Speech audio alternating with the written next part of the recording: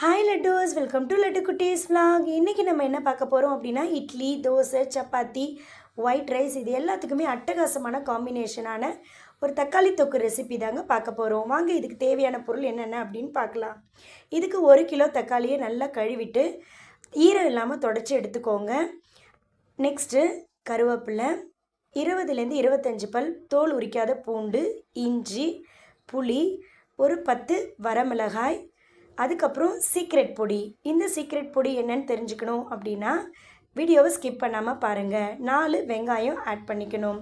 வாங்க எப்படி செய்யலான்னு பார்க்கலாம். வானலில் கொஞ்சமாக நல்லெண்ணெய் ஆட் பண்ணிக்கோங்க. நல்லெண்ணெய் ஒரு 100 ml இருந்தால் போதும். 4 வெங்காயம் சொன்னேன் இல்லையா, அந்த வெங்காயத்தை பொடி பொடியாக கட் பண்ணி இந்த எண்ணெயில் ஆட் பண்ணி வதக்கிக்கோங்க. இப்போ இந்த வெங்காயம் வதங்கிறதுக்காக கொஞ்சமாக உப்பு ஆட் பண்ணிக்கோங்க. இந்த உப்பு இந்த டைமில் எதுக்கு ஆட் பண்ணுறோம் அப்படின்னா வெங்காயம் வதங்கிறதுக்கு தான். தொக்குக்கு அதுக்கப்புறம் லாஸ்ட்டாக ஆட் பண்ணிக்கலாம். இப்போ இந்த கண்ணாடி ஸ்டேஜ் வரும்போது கொஞ்சமாக நம்ம மஞ்சள் தூள், கருவேப்பிலை, தோல் உரிக்காத பூண்டை 1 பாதியமாக இடித்து வச்சுருக்கேன், அதையும் இதில் ஆட் பண்ணி நல்லா வதக்கிக்கோங்க.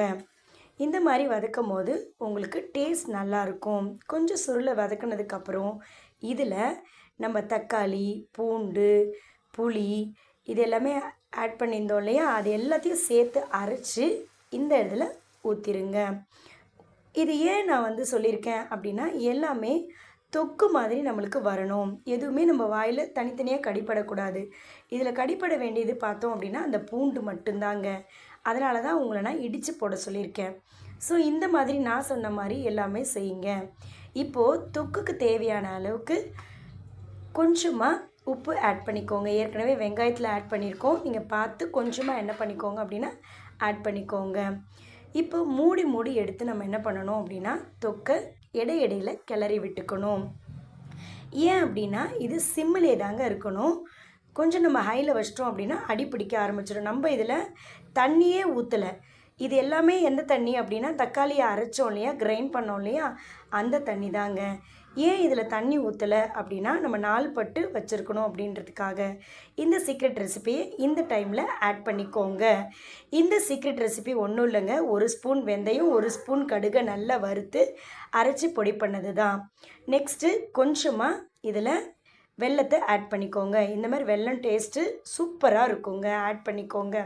நெக்ஸ்ட்டு இந்த மாதிரி எண்ணெய் பிரிஞ்சு வர ஸ்டேஜில் தொக்கு ரெடி ஆகிடுச்சு அப்படின்னு அர்த்தம். இங்கே பாருங்கள், வானலில் ஒட்டாமல் அழகாக அல்வா மாதிரி வருது இல்லைங்களா, இந்த ஸ்டேஜில் நீங்கள் ஆஃப் பண்ணி எடுத்துக்கலாம்.